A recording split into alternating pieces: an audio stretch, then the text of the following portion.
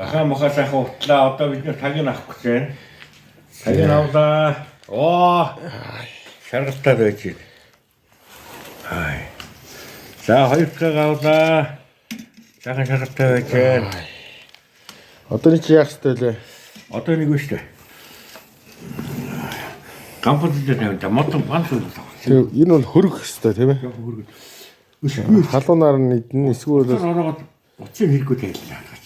Одоо уцаараа хэрэгсэж. яа. Яа нэг ийм хийж сурлаа би бас. Яа шууд хараад шүүс гоож өгдөө шүү дээ. Энэ дундаа бас саримс мөрмс байгаа шүү. Сармистай амтлагч хийсэн амт. Яа. Солотой. Яа. Тос мосон тусааллаа чи дүү.